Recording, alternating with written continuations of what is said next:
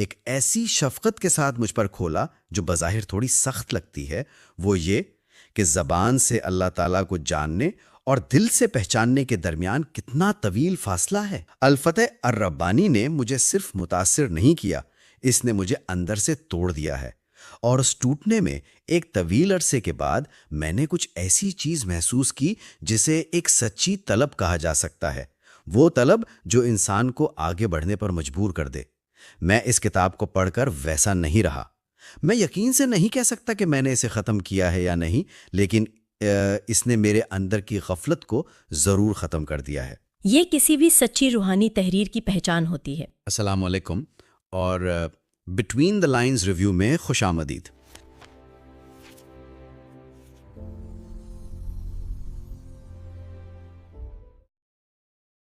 سننے والوں کے لیے بتا دوں کہ یہ چینل علم اور روحانیت کے گہرے تقاضوں کو سمجھنے کی ایک چھوٹی سی کوشش ہے۔ جی، اور آج کی اس گہری گفتگو کے لیے ہمارے پاس جو کتاب ہے وہ تصوف کی عظیم ترین کتابوں میں سے ایک ہے، الفتح الربانی۔ میرا نام بتانے کی ضرورت نہیں ہے، لیکن میرے ساتھ ہمیشہ کی طرح موجود ہیں آپ کی ساتھی جو خود بھی ان تحریروں کے سامنے ایک طالب علم کی طرح بیٹھتی ہے۔ بالکل۔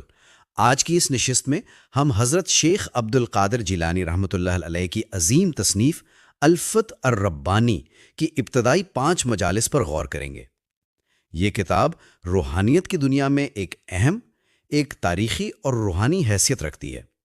یہ کوئی عام درسی کتاب نہیں ہے، یہ ان کی زبان سے نکلے ہوئے سیدھے الفاظ ہیں۔ اصل میں یہ مجالس 800 سال پہلے منعقد ہوئی تھیں، ان میں کوئی بناوٹ نہیں ہے۔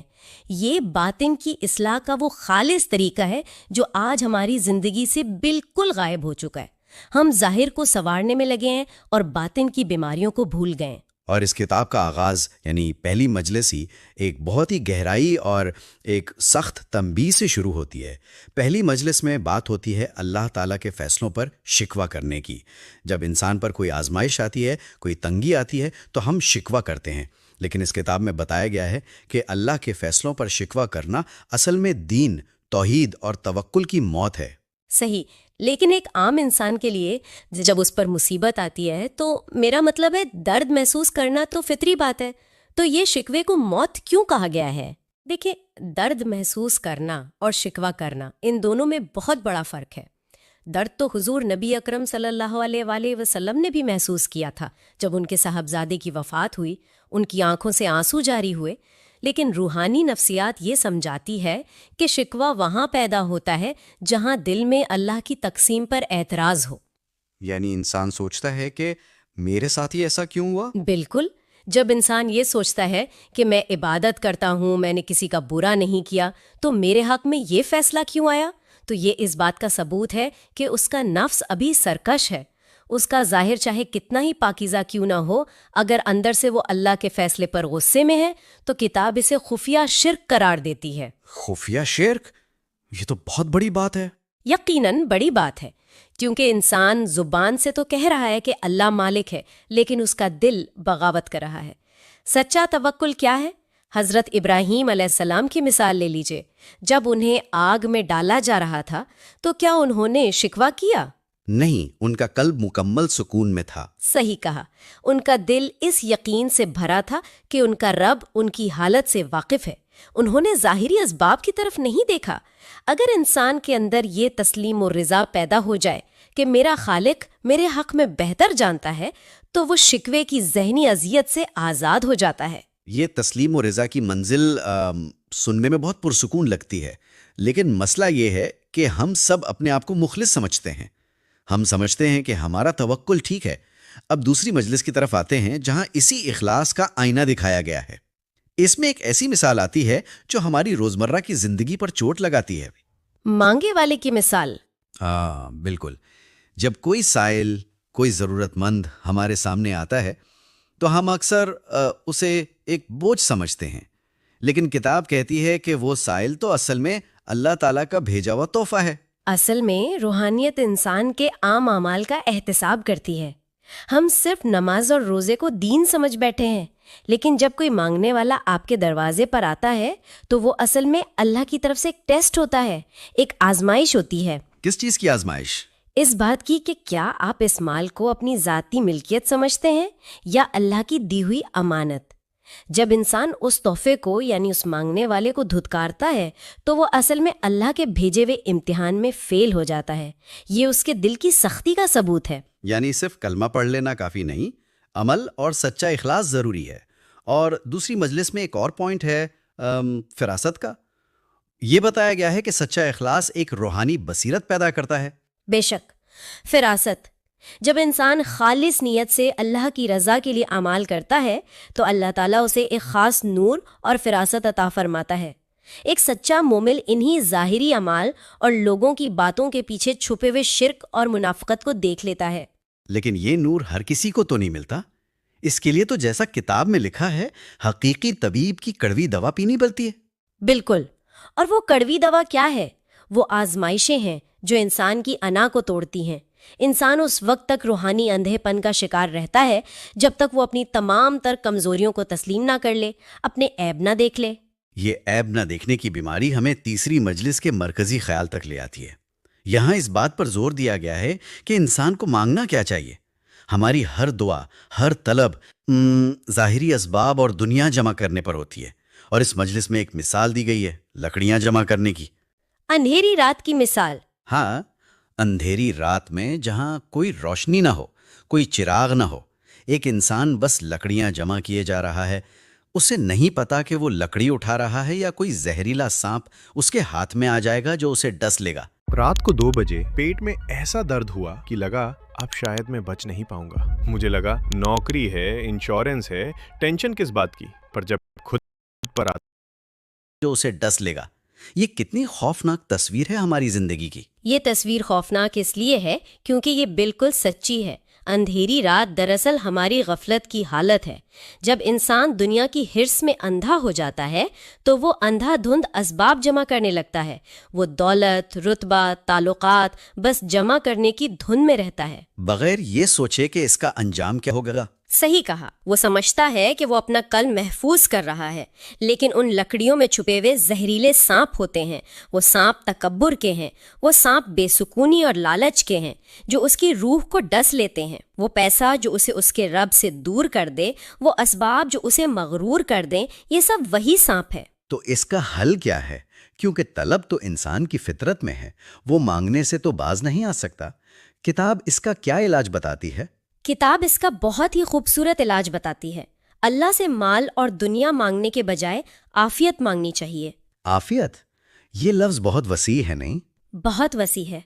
عافیت کا مطلب صرف جسمانی صحت نہیں ہے، اس کا مطلب ہے روحانی سکون، فتنوں سے حفاظت اور آخرت کی سلامتی۔ جو چیز انسان کے نصیب میں نہیں ہے، اس کے پیچھے پاگل پن سے بھاگنا صرف عذاب ہے۔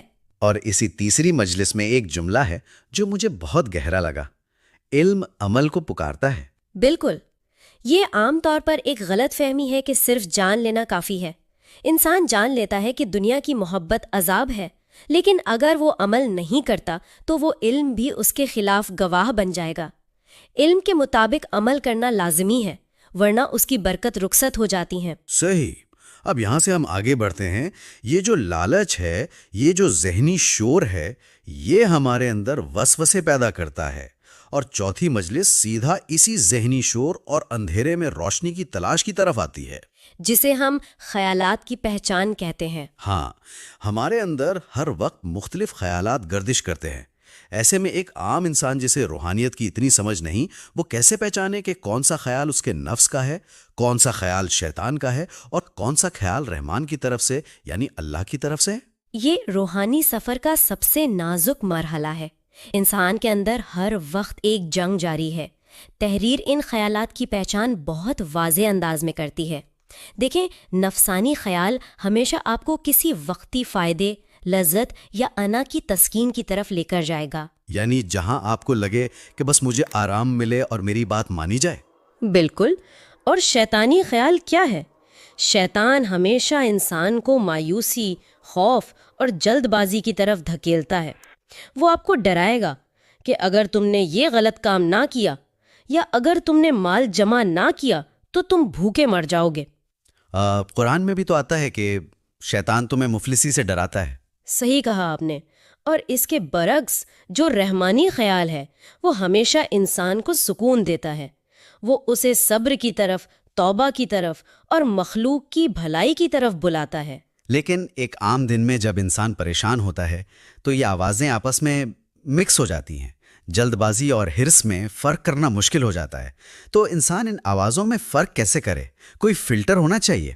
فلٹر ہے، اور وہ فلٹر تب کام کرتا ہے جب انسان کا دل ماسو اللہ سے خالی ہو جائے۔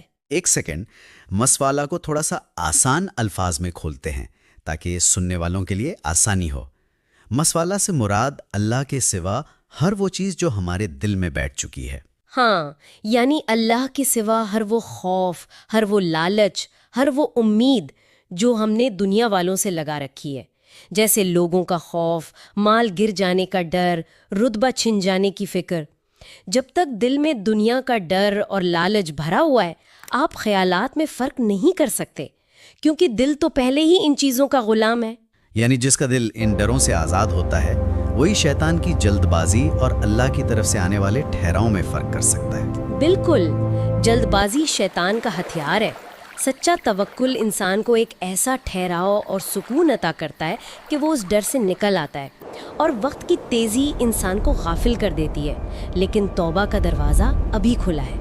یہی تو سب سے بڑی امید ہے کہ توبہ کا دروازہ کھلا ہے۔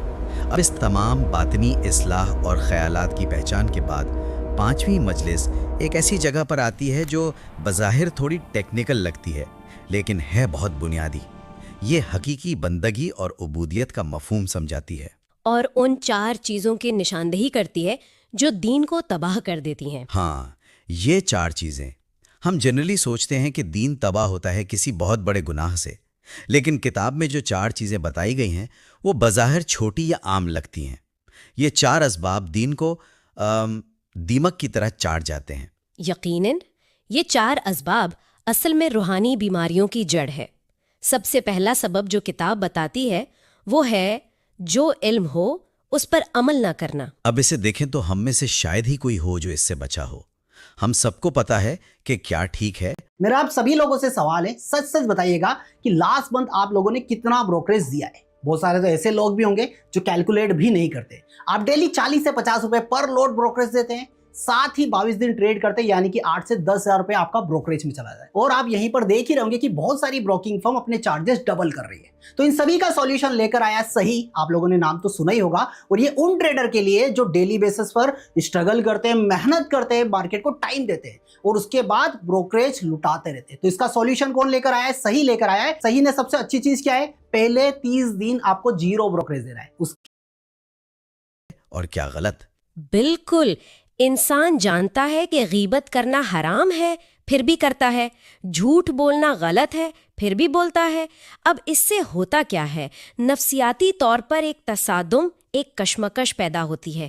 جب آپ اپنی جانی ہوئی سچائی کے خلاف بار بار عمل کرتے ہیں تو آپ کا ضمیر بے چین ہوتا ہے، اور اس بے چینی کو کم کرنے کے لیے انسان بہانے تلاش کرتا ہے۔ صحیح کہا، وہ خود کو تسلی دیتا ہے کہ میں تو بس حقیقت بیان کر رہا تھا، غیبت تھوڑی تھی۔ اور آہستہ آہستہ بار بار سچ کو جھٹلانے سے ضمیر کی آواز مر جاتی ہے، اسے گناہ ہی نہیں لگتا۔ یہ اندر کی خاموش تباہی ہے۔ یہ واقعی خوفناک ہے۔ اور دوسرا سبب کیا ہے؟ دوسرا سبب ہے بغیر علم کے عمل کرنا، یعنی دین کو جاننے یا سمجھنے کی کوشش ہی نہ کرنا اور اپنی مرضی سے رسومات ایجاد کر لینا۔ انسان سمجھتا ہے وہ نیکی کر رہا ہے، لیکن بغیر علم کے کیا گیا عمل گمراہی کی طرف لے جاتا ہے۔ اور تیسرا سبب یہ ہے کہ جو معلوم نہیں اسے سیکھنے کی کوشش بھی نہ کرنا۔ انسان اپنی جہالت پر اس قدر مطمئن ہو جاتا ہے کہ اسے غفلت کا احساس ہی نہیں ہوتا۔ وہ دنیا کی چیزیں سیکھنے کے لیے تو دن رات ایک کرتا ہے، لیکن اپنے خالق کو پہچاننے کا اس کے پاس وقت نہیں۔ اور آخری سبب جو شاید آج کے دور میں سب سے زیادہ نظر آتا ہے، دوسروں کو علم سیکھنے سے روکنا۔ بالکل، لوگ خود تو عمل کرتے نہیں، لیکن اگر کوئی اور سیدھے راستے پر چلنے کی کوشش کرے تو اس کا مذاق اڑاتے ہیں، اس کے راستے میں رکاوٹیں کھڑی کرتے ہیں۔ یہ چاروں رویے دین کو تباہ کر دیتے ہیں، کیونکہ یہ انسان کو خشیت سے محروم کر دیتے ہیں، اور خشیت ہی تو علم کی اصل روح ہے۔ جب ہم خشیت کی بات کرتے ہیں اسے ہم اللہ کی ہیبت اور اس کے جلال کا احساس کہہ سکتے ہیں۔ صحیح، خاصیت وہ خوف خدا ہے جو انسان کو تنہائی میں بھی گناہ سے روکتا ہے۔ اگر معلومات کا بہت بڑا ذخیرہ ہو لیکن دل میں اللہ کی ہیبت نہ ہو تو وہ علم کسی کام کا نہیں۔ سچی بندگی تو یہ ہے کہ انسان کا ظاہر لوگوں کے لیے نفع بخش ہو اور باطن خالق کی یاد میں ڈوبا ہو۔ جیسا کہ کتاب میں حضور نبی اکرم صلی اللہ علیہ وسلم کی مبارک زندگی کی مثال آئی ہے کہ ایک سچے مومن کی خوشی اور مسکراہٹ اس کے چہرے پر ہوتی ہے، وہ لوگوں کے لیے آسانیاں پیدا کرتا ہے، لیکن اس کا غم، آخرت کی فکر اور اللہ کی ہیبت اس کے دل کی گہرائیوں میں چھپی ہوتی ہے۔ وہ اپنا دکھ دنیا والوں کے سامنے نہیں روتا۔ سبحان اللہ، کتنا خوبصورت تضاد ہے۔ ظاہر مخلوق کے لیے وافق ہے اور باطن صرف خالق کے لیے۔ اس پوری گفتگو میں اور الفت الربانی کی ان ابتدائی مجالس کو پڑھنے کے بعد ایک حقیقت تو واضح ہو جاتی ہے، وہ کیا؟ وہ یہ کہ روحانی سفر دعووں سے شروع نہیں ہوتا، نہ ہی یہ ظاہری عبادات کی نمائش کا نام ہے۔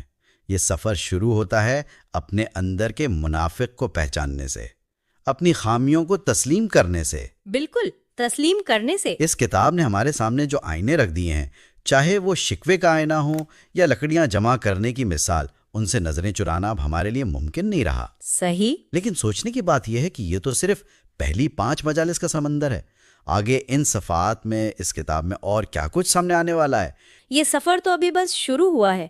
نفس کے مزید دھوکے، اس کی بیماریاں اور ان کا علاج، یہ سب آنے والی مجالس میں مزید کھلنے والا ہے۔ ایک انسان اپنی زندگی کی تمام جمع پونجی، اپنی ساری صلاحیتیں لگا کر ایک انتہائی شاندار محل تعمیر کرتا ہے۔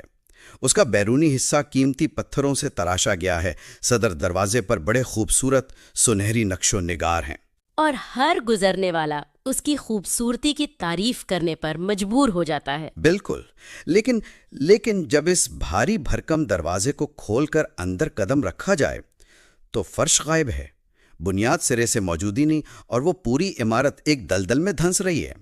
بظاہر تو یہ ایک ناممکن سی بات لگتی ہے، لیکن در حقیقت ہم انسان یہی کر رہے ہیں۔ یہی تو ہم جس موضوع پر بات کر رہے ہیں وہ یہ دعویٰ کرتا ہے کہ ہم میں سے بیشتر لوگ اپنے باطنی اور روحانی سفر میں بالکل یہی کر رہے ہیں۔ ہم اپنے ظاہری اعمال کو، اپنی گفتگو کو، یہاں تک کہ عبادات کی ظاہری شکل کو تو کمال تک پہنچا دیتے ہیں، لیکن جس بنیاد پر ہماری پوری ہستی کھڑی ہے وہ اندر سے مکمل طور پر کھوکھلی اور ویران ہو چکی ہوتی ہے۔ اور یہی وہ المیہ ہے جو انسان کی روحانی موت کا سبب بنتا ہے۔ درست۔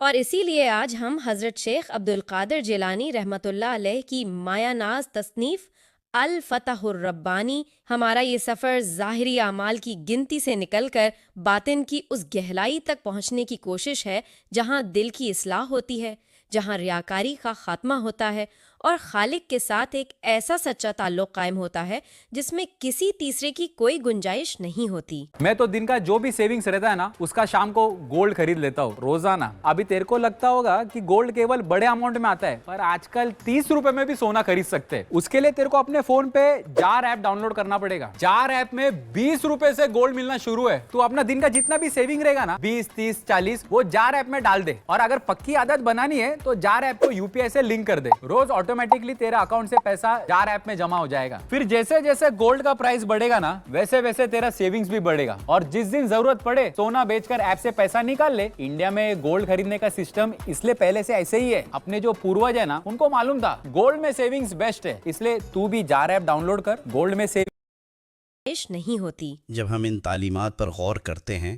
تو مطلب چھٹے مکالمے میں جو بات شروع ہوتی ہے، سب سے پہلا دھچکا اس وقت لگتا ہے جب ظاہری اعمال اور باطنی توکل کا موازنہ کیا جاتا ہے۔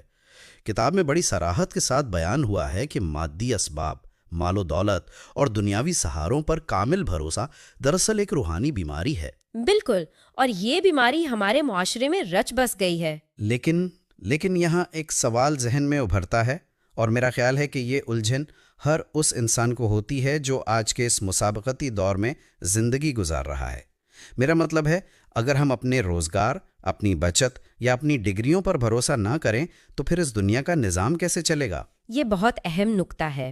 یعنی کیا روحانیت کا تقاضا یہ ہے کہ ہم ہاتھ پر ہاتھ رکھ کر بیٹھ جائیں اور صرف آسمان سے معجزوں کے اترنے کا انتظار کریں؟ یہ ایک بہت ہی بنیادی الجھن ہے اور دیکھیں اس کو حل کیے بغیر ہم طریقت کا ایک قدم بھی نہیں اٹھا سکتے۔ حضرت شیخ رحمۃ اللہ علیہ اس کا انتہائی واضح جواب دیتے ہیں۔ طریقت یا توکل کا مطلب ہرگز یہ نہیں ہے کہ آپ اسباب کو ترک کر دیں۔ یعنی کام کاج چھوڑنا مقصود نہیں ہے؟ بالکل نہیں۔ کام کاج چھوڑنا یا معاشی جد و جہد سے منہ موڑنا تو ہرگز مقصود نہیں، بلکہ اصل مقصد ترک کے تعلق کے اسباب ہے۔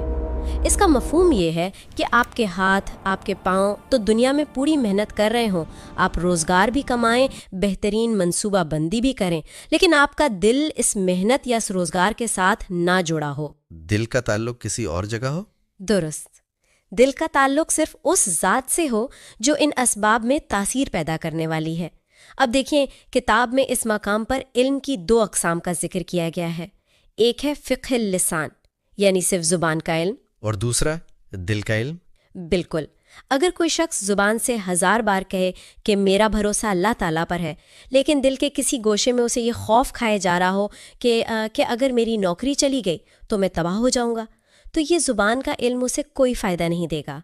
اعمال کی بنیاد توحید پر کھڑی ہوتی ہے، دنیاوی سہاروں کے خوف پر نہیں۔ تو گویا عمل اور جد و جہد یہ جسم کی ذمہ داری ہے، لیکن بھروسہ صرف دل کا عمل ہے۔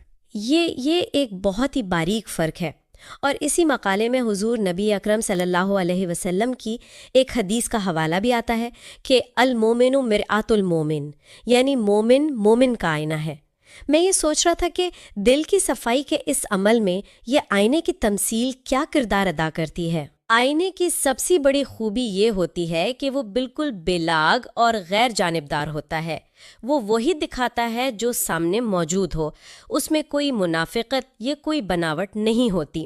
حضرت شیخ رحمۃ اللہ علیہ فرماتے ہیں کہ جب انسان کا دل مادی لالچ اور دنیاوی آلودگیوں سے بالکل صاف ہو جاتا ہے تو وہ دوسروں کے لیے ایک آئینے کی طرح شفاف بن جاتا ہے۔ یعنی وہ سچائی دکھانے کے قابل ہو جاتا ہے؟ جی۔ ایک سچا مومن دوسرے کو اس کی خامیاں اس طرح دکھاتا ہے کہ اس میں اپنی برتری ثابت کرنے کا تکبر نہیں ہوتا، نہ ہی اس میں کوئی طنز ہوتا ہے، بلکہ اصلاح کی ایک سچی تڑپ ہوتی ہے۔ لیکن یہ تبھی ممکن ہے جب انسان سب سے پہلے اپنے دل کے آئینے سے زنگ اتارے۔ اور یہ زنگ اتارنا کوئی آسان کام تو نہیں ہے۔ مطلب 7ویں مقالے میں ہم دیکھتے ہیں کہ جب انسان اپنی باطنی صفائی کے سفر پر نکلتا ہے تو لامحالہ اسے تکالیف اور مصائب کا سامنا کرنا پڑتا ہے۔ ہم عام طور پر یہ سمجھتے ہیں کہ اگر کوئی انسان نیک ہے تو اس کی زندگی میں تو کوئی دکھ یا الجھن ہونی ہی نہیں چاہیے، جو کہ ایک بالکل سطحی سوچ ہے۔ درست، کیونکہ یہاں بتایا گیا ہے کہ دنیا کی فطرت ہی یہی ہے کہ یہاں خوشی غم کے بغیر اور کوئی بھی نعمت بغیر آزمائش کے نہیں ملتی۔ یہاں روحانی ارتقاء کے سفر کو سمجھانے کے لیے انسانوں کے 3 درجات بیان کیے گئے ہیں: عوام، خاص اور خاص الخاص یا ابدال۔ یہ اصطلاحات بظاہر تھوڑی ثقیل محسوس ہوتی ہیں۔ اگر ہم انہیں عام فہم انداز میں سمجھنا چاہیں تو ان کا کیا مفہوم ہوگا؟ ان درجات کو سمجھنا دراصل انسانی شعور کی منازل کو سمجھنے کے مترادف ہے۔ میں بتاتی ہوں۔ پہلا درجہ عوام کا ہے۔ یہ وہ لوگ ہیں جو شریعت کے ظاہری احکامات کے مکمل پابند ہیں۔ وہ حلال و حرام کی پوری تمیز کرتے ہیں اور احکامات الہی کو پوری دیانتداری سے بجا لاتے ہیں۔ مطلب عام نیک مسلمان۔ بالکل۔ اس سے اوپر کا درجہ پھر خواص کا ہے۔ یہ وہ لوگ ہیں جو صرف احکامات کی پابندی ہی نہیں کرتے بلکہ اپنے باطنی نور سے ان احکامات کی حقیقت اور ان کے پیچھے چھپی حکمت کو بھی دیکھنے لگتے ہیں۔ اور تیسرا درجہ؟ اور تیسرا درجہ جو سب سے بلند ہے وہ خاص الخاص یا ابدال کا ہے۔ اگر میں اس کو اپنے ذہن میں واضح کرنے کی کوشش کروں تو پہلا درجہ یہ ہے کہ انسان قانون کی حرف بحرف پابندی کرے۔ دوسرا درجہ یہ ہے کہ وہ قانون بنانے والے کی حکمت کو سمجھ لے۔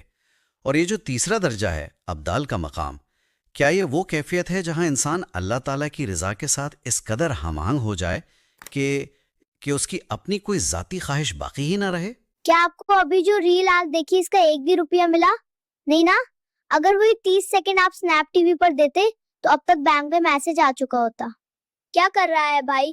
کب تک مفت میں دوسروں کو امیر بناتا رہے؟ باقی ہی نہ رہے؟ بالکل درست کہا آپ نے۔ ابدال کا مقام دراصل مقام رضا ہے۔ اس مقام پر انسان شریعت، اللہ تعالیٰ کے حکم اور الہام کے اس قدر تابع ہو جاتا ہے کہ وہ اپنی مرضی کو اللہ کی مرضی میں مکمل طور پر فنا کر دیتا ہے۔ اس کیفیت میں انسان کے لیے نعمت اور مصیبت دونوں برابر ہو جاتے ہیں، کیونکہ وہ جانتا ہے کہ یہ دونوں اس کے خالق کی طرف سے ہیں اور خالق کا ہر فیصلہ بے پناہ حکمت سے بھرا ہوتا ہے۔ ہو جانا ہے تو کیا اس کا مطلب یہ ہے کہ دنیا کی تمام چیزوں سے نفرت کرنا ضروری ہے؟ کیا طریقت کا مطلب یہ ہے کہ ہم دنیاوی رشتوں، اچھے لباس، اچھے کھانے اور دنیا کی خوبصورتی کو حقیر سمجھنا شروع کر دیں؟ یہ ایک بہت عام اور انتہائی خطرناک غلط فہمی ہے جسے حضرت شیخ رحمۃ اللہ علیہ نے سختی سے رد کیا ہے۔ طریقت دنیا سے فرار یا اس سے نفرت کا نام ہرگز نہیں ہے۔ انہوں نے حضور نبی اکرم صلی اللہ علیہ وسلم کے اس مشہور حدیث کا حوالہ دیا ہے جس میں آپ صلی اللہ علیہ وسلم نے فرمایا کہ مجھے تمہاری دنیا میں سے 3 چیزیں محبوب بنا دی گئی ہیں: خوشبو، عورتیں اور میری آنکھوں کی ٹھنڈک نماز میں رکھی گئی ہے۔ تو یعنی دنیا سے مکمل کٹ جانا مقصود نہیں ہے؟ جی، اس کی وضاحت کرتے ہوئے بتایا گیا ہے کہ اصل مقصد دنیا کی چیزوں سے نفرت کرنا نہیں ہے، بلکہ دل کو ان کی محتاجی اور ان کی غلامی سے آزاد کرنا ہے۔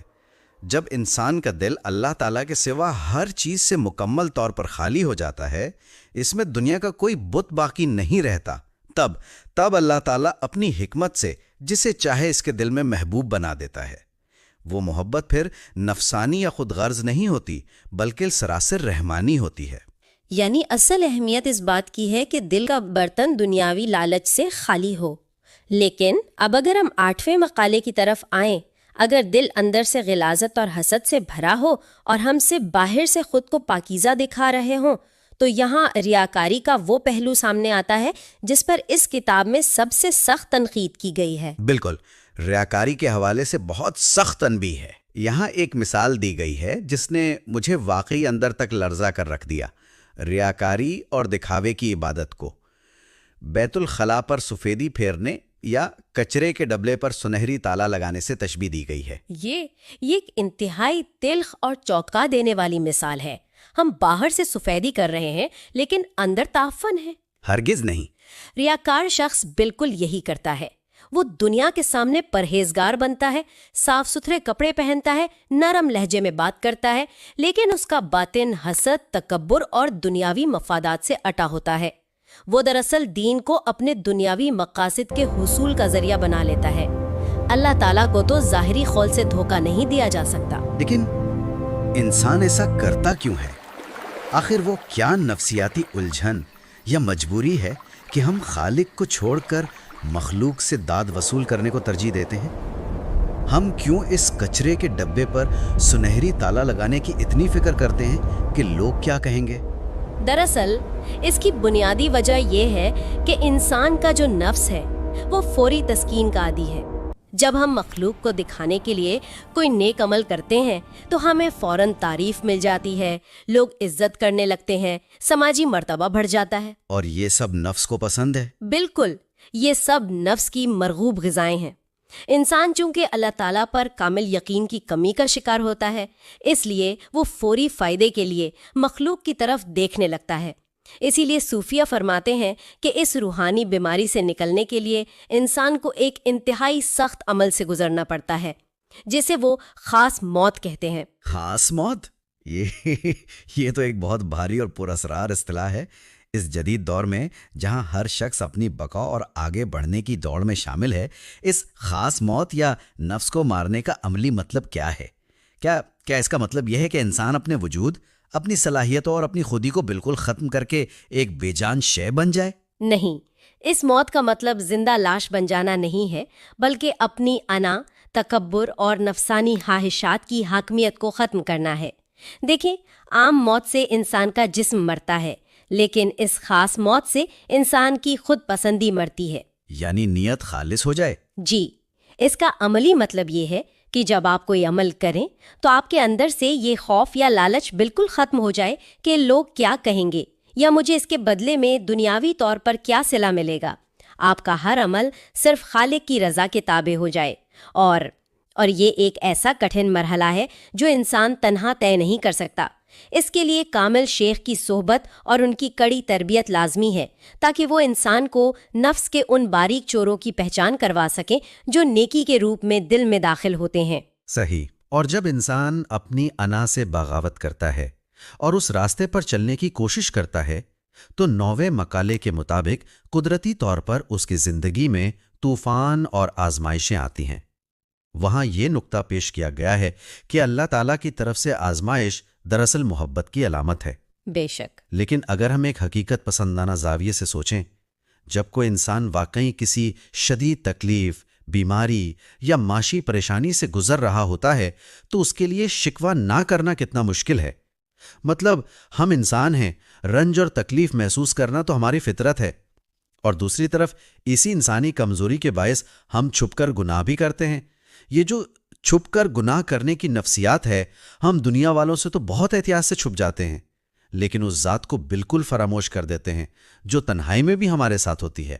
یہ انسانی منافقت کی سب سے بھیانک شکل ہے۔ آپ نے جو نقطہ اٹھایا، اسی کیفیت کو بے نقاب کرنے کے لیے حضرت شیخ رحمۃ اللہ علیہ نے حضور نبی اکرم صلی اللہ علیہ وسلم کی ایک دل ہلا دینے والی حدیث کا حوالہ دیا ہے۔ حدیث کا مفہوم کچھ یوں ہے کہ بندہ دروازے بند کر لیتا ہے، پردے گرا دیتا ہے اور لوگوں کی نظروں سے چھپ کے گناہ کرتا ہے۔ اس وقت اللہ تعالیٰ فرماتا ہے کہ اے ابن آدم، تو نے مجھے اپنے دیکھنے والوں میں سب سے کمزور اور حقیر سمجھ لیا۔ اللہ اکبر۔ ذرا اس بات کی گہرائی پر غور کریں۔ انسان کو لوگوں کا تو خوف تھا کہ وہ دیکھ لیں گے تو میری عزت خاک میں مل جائے گی، لیکن جس نے پیدا کیا اس کا کوئی خوف نہ رہا۔ جی، یہ عقیدے کی کمزوری کی واضح علامت ہے۔ اور جہاں تک آپ نے تکلیف میں شکوہ کرنے کی بات کی، جی، کیونکہ جب چوٹ لگتی ہے تو درد کا اظہار تو ہوتا ہی ہے۔ ان اور با اثر لوگوں کے دروازوں پر جا کر اپنی تکالیف کا رونا اور ان سے امیدیں باندھنا، یہ سراسر بے وقوفی ہے۔ آزمائش دراصل باطن کو کندن بنانے کا عمل ہے۔ جس طرح سونے کو آگ کی بھٹی میں تپا کر اس کا کھوٹ نکالا جاتا ہے اور اسے خالص کیا جاتا ہے، اسی طرح مومن کو تکالیف سے گزار کر اس کے ایمان کو خالص کیا جاتا ہے۔ یعنی شکوہ کرنا توکل کے منافی ہے۔ بالکل۔ تقدیر پر شکوہ کرنا اس بات کی دلیل ہے کہ انسان کو اللہ تعالیٰ کی حکمت اور اس کے فیصلوں پر یقین نہیں ہے۔ اویو سروس ہوٹلز میں سٹاف اویو کا ہوتا ہے۔ اگر کوئی پرابلم آ بھی جائے تو 30 منٹس میں سالو ہو جائے گی، اور نہیں ہوئی میم ہو گیا تو فل ریفنڈ۔ اویو سروس ہوٹلز۔ پر میرے کہنے پہ مت جاؤ، خود ٹیسٹ کرو۔ جب بھی لوگ ٹریڈنگ اور انویسٹنگ کے بارے میں سنتے ہیں تو ان کا سب سے پہلا تھاٹ ہوتا ہے ابھی تو میرے پاس اتنے پیسے ہی نہیں ہیں، اور یہی تھاٹ لوگوں کو سٹارٹ نہیں کرنے دیتا۔ اسی لیے مارکیٹ وولف آپ کے لیے لایا ہے انویسٹنگ کا نیا طریقہ۔ یہاں پر آپ Nifty, Sensex, gold, crude, silver کے آپشنز میں ٹریڈنگ اور انویسٹنگ سٹارٹ کر سکتے ہیں بہت ہی کم اماؤنٹ سے۔ اور اگر آپ ٹریڈنگ اور انویسٹنگ کی دنیا میں نئے ہیں تو میں بھی رجسٹرڈ ریسرچ اینالسٹ آپ کو کس آپشن میں ٹریڈ کرنا ہے یہ بھی بتاتے ہیں، انٹری، ایگزٹ اور ٹارگیٹ لیولز کے ساتھ، اور اس پر ہم بروکریج کے علاوہ کوئی ایکسٹرا کمیشن بھی چارج نہیں کرتے۔ اور 99 کو اپنی پہلی انویسٹمنٹ بناؤ۔ Try Market Wolf now. Investments in the securities market are subject to market risks. Read all related documents carefully before investing.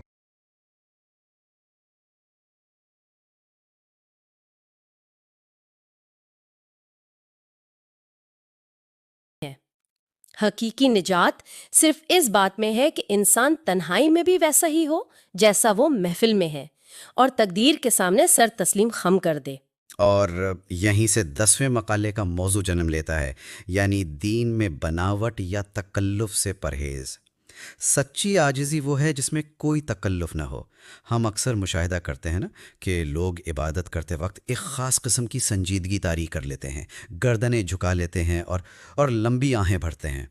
لیکن تعلیمات یہ بتاتی ہیں کہ سچا متقی عبادت میں تکلف محسوس نہیں کرتا۔ دراصل تکلف ایک مصنوعی پردہ ہے جو انسان اپنی اندرونی خامیوں کو چھپانے کے لیے اوڑھتا ہے۔ جب دین انسان کے دل کی گہرائیوں میں اتر جاتا ہے تو اعمال پہاڑ سے گرنے والے پانی کی طرح بالکل فطری ہو جاتے ہیں۔ اسے کسی کو متاثر کرنے کے لیے لمبے سجدے نہیں کرنے پڑتے، کیونکہ عبادت اس کی روح کی غذا بن چکی ہوتی ہے۔ اور منافق؟ اس کے برعکس منافق ہمیشہ محفل میں ایک کردار ادا کر رہا ہوتا ہے۔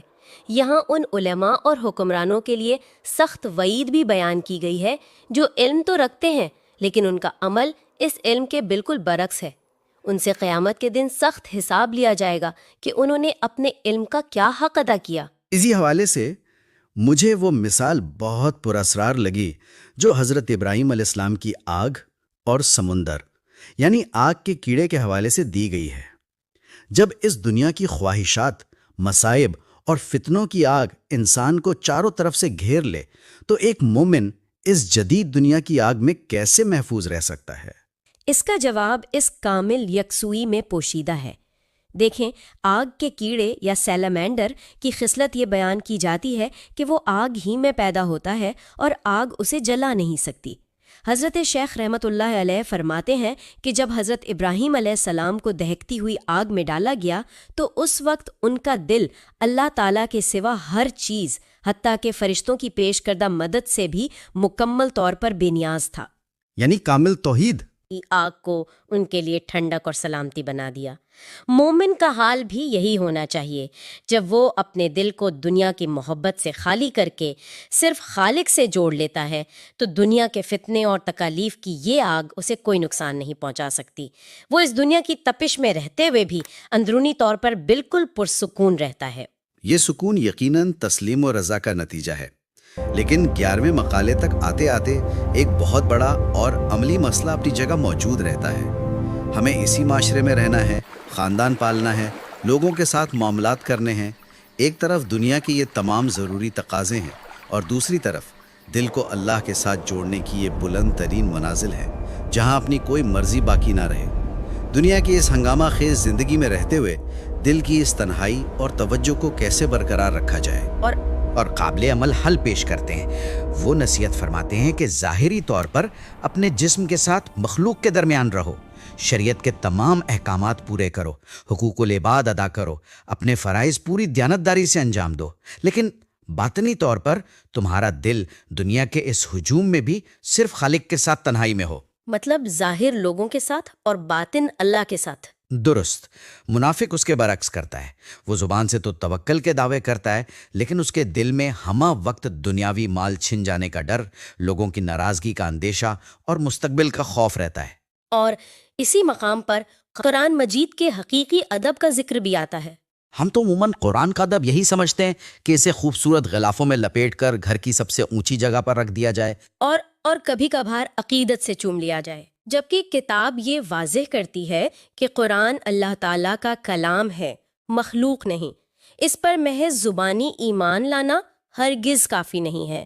اس کا حقیقی ادب یہ ہے کہ جو احکامات اس میں دیے گئے ہیں وہ ہماری عملی زندگی اور ہمارے دل کی کیفیت میں نظر آئیں۔ اگر ہم قرآن پڑھتے ہیں، شریعت کا علم حاصل کرتے ہیں، لیکن وہ علم ہمارے دل کی تاریکی کو دور کر کے ہماری کیفیت کو تبدیل نہیں کرتا تو وہ علم بجائے خود ایک سنگین بیماری بن جاتا ہے۔ علم کا حجاب یا بیماری بن جانا، یہ ایک ایسی سوچ ہے جو ذہن کو مکمل طور پر جھنجھوڑ کر رکھ دیتی ہے۔ ہم تو یہ سمجھتے ہیں کہ ہم نے بہت سی کتابیں پڑھ لی ہیں، اقوال یاد کر لی ہیں اور بحث و مباحثے میں دوسروں کو ہرا سکتے ہیں، تو شاید یہی ہماری کامیابی ہے۔ اور در حقیقت یہی اس پوری گفتگو کا سب سے خطرناک اور غور طلب پہلو ہے، ایک ایسی کیفیت پیدا ہو جانا جسے علم والی زبان اور جاہل دل کہا گیا ہے۔ آپ ذرا تصور کریں ایک ایسا شخص جس کے پاس الفاظ تو بے شمار ہوں، دلائل کے انبار ہوں، شریعت کے بیانات سے اس کی زبان تر ہو، لیکن اس کا دل اس علم کے نور سے، اس کی عاجزی سے یکسر خالی ہو۔ یہ تو تباہی ہے۔ بالکل، اس سے بڑا خطرہ کسی بھی قوم یا فرد کے لیے نہیں ہو سکتا، کیونکہ ایسا شخص اندر سے سخت بیمار ہے لیکن وہ خود کو طبیب سمجھ کر ایک گہری کھائی کی طرف بڑھتا جا رہا ہے۔ وہ اپنی گمراہی کو ہی ہدایت سمجھ بیٹھتا ہے۔ علم والی زبان اور جاہل دل، یہ الفاظ واقعی تمانچے کی طرح محسوس ہوتے ہیں۔ ہمیں واقعی اس پیمانے پر خود کو اور اپنے گربان کو پرکھنے کی ضرورت ہے۔ کتنا مٹیریل بھجواؤں؟ 20 کلو اور 750 کلو دکان پر۔ خود کو اور اپنے گربان کو پرکھنے کی ضرورت ہے۔ ہمارا روزمرہ کی زندگی میں جس طرح خود کو پیش کرتے ہیں، ہمارا لباس، ہماری عبادات کا جو ظاہری ڈھانچہ ہے، ہمارا مسلمان ہونا تو ایک سماجی پہچان اور رسم بن کر رہ گیا ہے۔ لیکن اگر ہم اس تمام ظاہری شور و غل کو ہٹا کر تنہائی کے ان لمحات میں اپنے دل کے آئینے میں جھانکیں تو وہاں کیا ہے؟ کیا واقعی وہاں خالص توحید، عاجزی اور اللہ پر کامل توکل کا نور موجود ہے؟ یا ہم نے وہاں دنیاوی خوف، مخلوق سے لالچ اور ریاکاری کی صورت میں منافقت کا ایک پرتیاش محل تعمیر کر رکھا ہے؟ کیا ہمارا باطن بھی اسی طرح مسلمان ہے جیسا ہم نے اپنے ظاہر کو بنا رکھا ہے؟ فرض کریں آپ نے اپنا سارا سامان باندھا اور دنیا جہاں کی تیاریاں کیں، اپنے تمام دوستوں اور رشتہ داروں کو باقاعدہ اعلان کر کے بتایا کہ میں مکہ کے سفر پر نکل رہا ہوں، لوگ آپ کو دعاؤں کے ساتھ رخصت بھی کرتے ہیں۔ بالکل، ایک مکمل ظاہری اہتمام ہوتا ہے۔ یقیناً، لیکن حیران انگیز طور پر آپ کا ہر قدم، آپ کی ہر منزل مکہ کے بجائے مخالف سمت یعنی خراسان کی طرف جا رہی ہے۔ بظاہر یہ بات کتنی مذاقہ خیز اور احمقانہ لگتی ہے۔ صحیح، کوئی بھی ہوشمند انسان ایسا کیوں کرے گا؟ لیکن ذرا رکیے اور سوچئے، کیا ہم سب اپنی باطنی اور روحانی زندگی میں بالکل یہی نہیں کر رہے؟ ہم دعویٰ تو یہ کرتے ہیں کہ ہمارا سفر اللہ کی طرف ہے، لیکن ہمارے اعمال، ہماری ترجیحات اور ہماری سوچ کا ہر قدم ہمیں سے دور لے جا رہا ہے۔ یہ دراصل انسانی نفسیات کا سب سے بڑا المیہ ہے۔ انسان خود کو تسلیاں دینے کا ماہر ہے۔ اور اسی سفر میں جہاں ہم نے پچھلی مرتبہ ظاہری خول کو توڑ کر باطن کی گہرائیوں میں اترنے کا سلسلہ شروع کیا تھا، آج ہم حضرت شیخ عبد القادر جیلانی رحمۃ اللہ علیہ کی عظیم تصنیف الفتح الربانی کے ان نئے مقالات پر بات کریں گے جو ہماری اسی خود فریبی کا پردہ چاک کرتے ہیں۔ کیونکہ ہم سمجھتے ہیں کہ اگر ہم نے ظاہری طور پر ایک نیک انسان کا روپ دھار لیا ہے تو ہمارا باطن بھی خود بخود پاک ہو جائے گا۔ یعنی ہم روحانی بیماریوں کا علاج ان کی جڑ کاٹے بغیر صرف ظاہری علاماتوں کو دبا کر کر رہے ہیں۔ ایسا ہی ہے، لیکن حضرت شیخ عبد القادر جیلانی رحمۃ اللہ علیہ اس خوش فہمی کو یکسر مسترد کرتے ہیں۔ ان کی تعلیمات کا اصل مرکزی یہی ہے کہ جب تک آپ کے باطن کی سمت درست نہیں ہوتی، آپ کے ظاہری اعمال بالکل کھوکھلے ہیں۔ اگر درخت کی جڑ میں ہی دیمک لگی ہو تو اس کے پتوں پر پانی چھڑکنے سے وہ کبھی ہرا بھرا نہیں ہو سکتا۔ یہ بات انہوں نے 12ویں مقالے میں بہت واضح کی ہے۔ درست، ہمیں یہ سمجھنا ہوگا کہ دنیا کے طلبگار تو آپ کو ہر گلی محلے میں مل جائیں گے، آخرت کے طلبگار بھی بہت ہیں، لیکن اللہ تعالیٰ کے سچے طالب جنہیں کسی اور چیز کی طلب نہ ہو، وہ اس دنیا میں انتہائی نایاب ہیں۔ اور اس کتاب میں ان سچے طلبگاروں کو اکسیر اعظم یعنی پارس پتھر سے تشبیہ دی گئی ہے۔ اب اکسیر اعظم کے بارے میں ہم جانتے ہیں کہ یہ وہ نایاب کیمیا ہے جو لوہے کو چھو لے تو اسے سونا بنا دیتی ہے۔ بالکل۔ تو میرا خیال ہے اس کا مطلب یہ ہے کہ یہ سچے طالب ایک طرح کی روحانی کیمیا کا درجہ رکھتے ہیں، یعنی ان کے محض وجود سے عام انسانوں کی روحانیت اور پورے معاشرے کا ماحول ہی تبدیل ہو جاتا ہے۔ آپ نے روحانی کیمیا کی جو اصطلاح استعمال کی وہ بالکل درست ہے۔ پارس پتھر کی خاصیت یہ نہیں کہ وہ خود سونا بنتا ہے، بلکہ وہ اپنے ارد گرد کی ہر ادنا دھات کو قیمتی بنا دیتا ہے۔ سبحان اللہ، یہ عظیم ہستیاں بھی ایسی ہی ہوتی ہیں۔ یقیناً ان کا باطن اور ان کا ظاہر مکمل طور پر ایک ہو چکا ہوتا ہے، لیکن یہاں ایک بہت اہم نقطہ یہ ہے کہ یہ مقام انہیں بیٹھے بٹھائی نہیں مل جاتا۔ انہیں ابتدا میں خوفناک تنہائیوں، ویرانوں اور شدید روحانی آزمائشوں کا سفر طے کرنا پڑتا ہے تاکہ ان کے دل سے دنیا کی ہر محبت نکل جائے۔ صحیح کہا آپ نے۔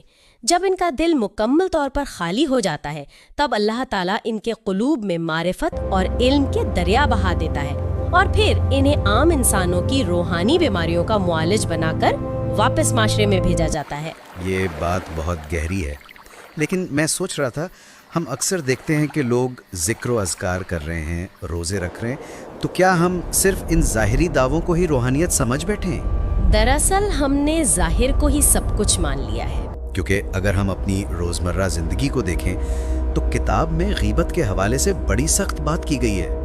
حضور نبی اکرم صلی اللہ علیہ وآلہ وسلم کی حدیث کا حوالہ دیا گیا ہے کہ غیبت کرنے والا دراصل اپنے مردہ بھائی کا گوشت کھاتا ہے، اور یہ بھی فرمایا گیا کہ غیبت نیکیوں کو ایسے کھا جاتی ہے جیسے آگ لکڑی کو۔ بالکل، لیکن اگر ہم نفسیاتی طور پر دیکھیں تو آخر غیبت انسان کے باطن کو اس حد تک کیسے تباہ کر سکتی ہے؟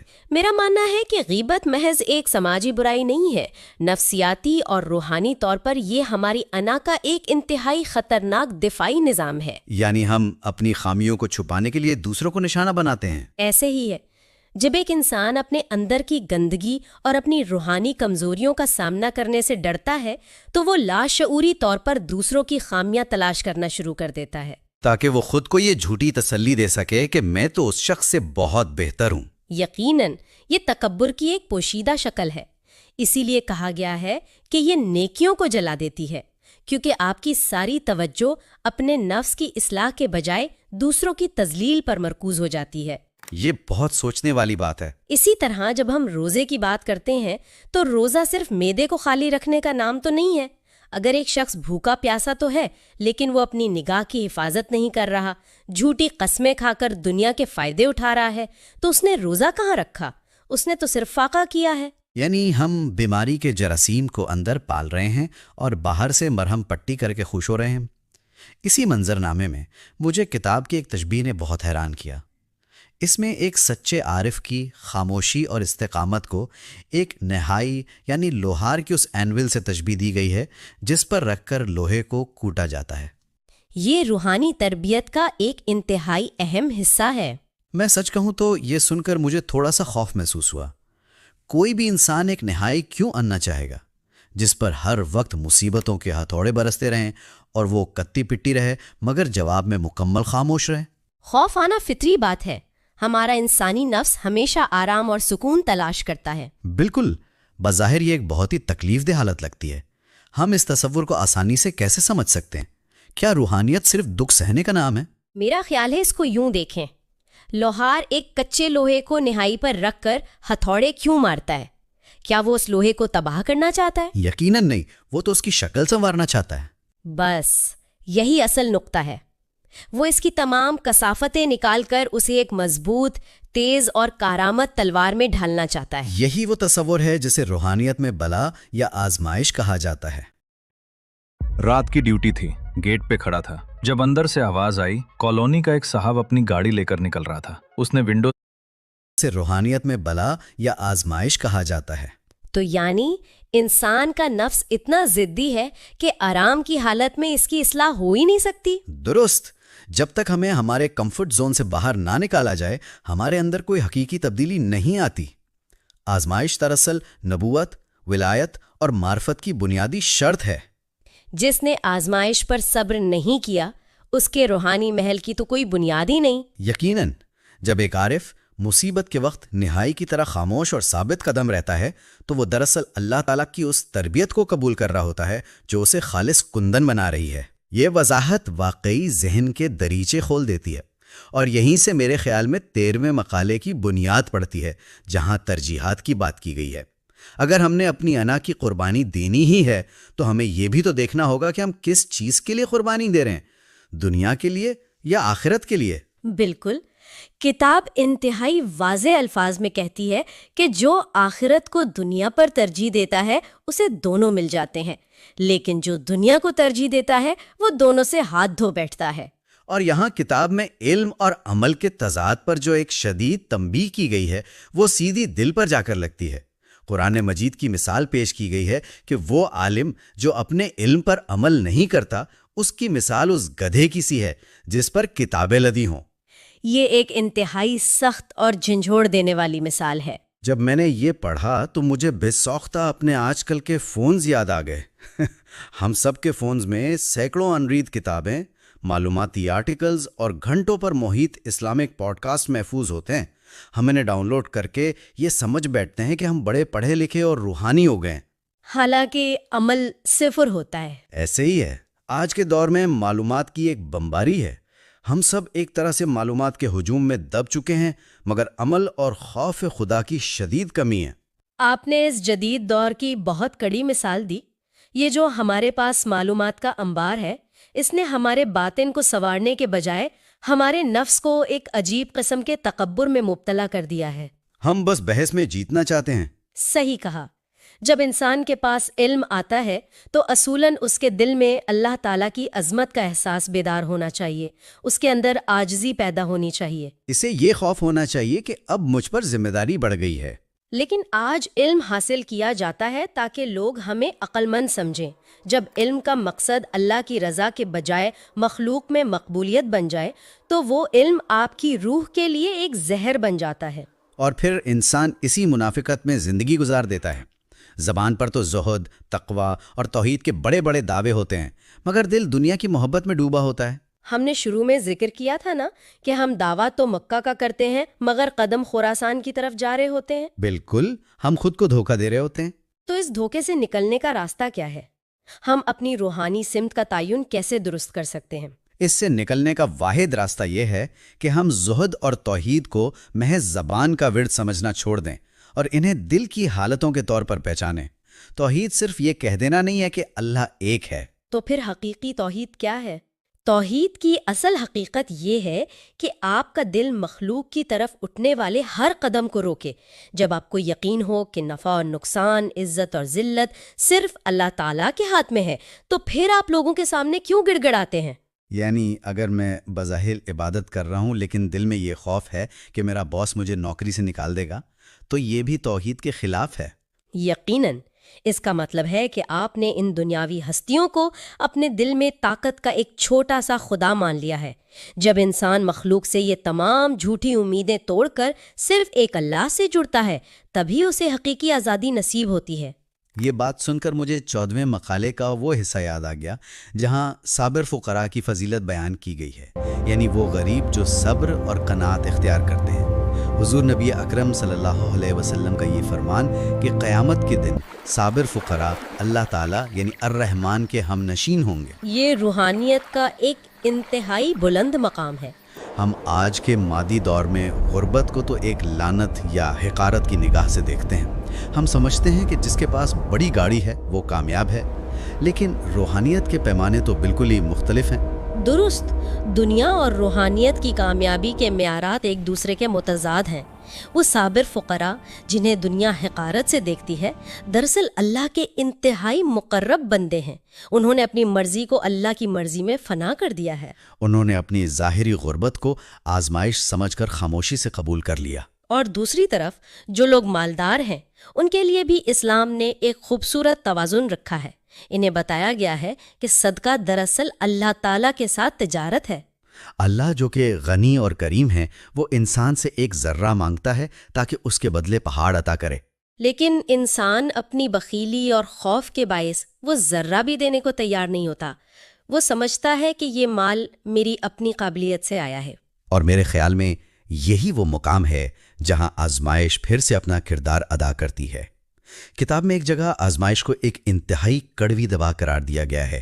اب کوئی بھی شخص اپنی مرضی سے کڑوی دوا نہیں پیتا جب تک کہ اسے یقین نہ ہو جائے کہ اس کے بغیر شفا نہیں۔ تو روحانیت میں یہ کڑوی دوا کیوں ضروری ہے؟ کیونکہ ہماری روحانیت ایک ایسے موذی مرض کا شکار ہے جسے ہم محسوس ہی نہیں کر پاتے، اور وہ مرض ہے شرک خفی یعنی چھپا ہوا شرک۔ یہاں شرک سے مراد پتھروں کے بتوں کی پوجا تو نہیں ہے؟ جی نہیں، آج کے دور میں ہمارا مال، ہمارے عہدے، ہمارے بینک بیلنس، یہ سب ہمارے بت بن چکے ہیں۔ ہم نے لاشعوری طور پر یہ مان لیا ہے کہ یہ اسباب ہی ہماری اصل طاقت ہیں۔ تو اللہ تعالیٰ ان آزمائشوں کے ذریعے ہمیں بیدار کرتا ہے۔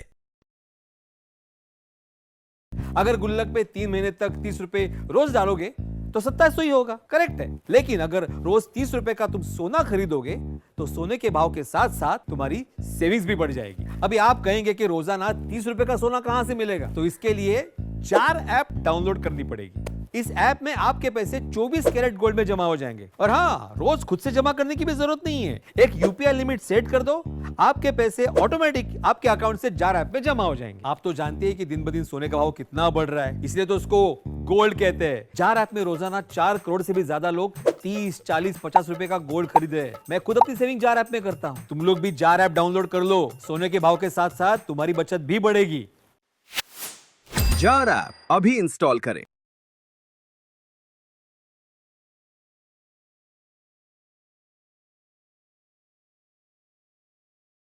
Said I'm all about it. Yeah, I'm all about